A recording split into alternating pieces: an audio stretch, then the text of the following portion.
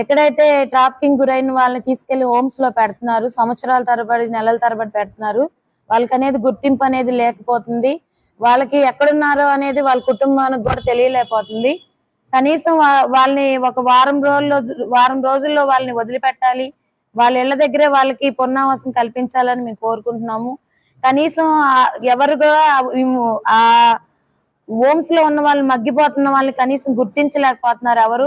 అది ఈ ప్రభుత్వం అయినా మారింది కాబట్టి, ఈ ప్రభుత్వం అయినా గత సంవత్సరాల నుంచి మేము కోరుకుంటున్నాం, ప్రెస్ మీటింగ్ పెడుతున్నాము గానీ ఏ ఒక్కరు ప్రభుత్వం దృష్టికి వెళ్తుందో లేదో అయితే మాకైతే తెలియట్లేదు.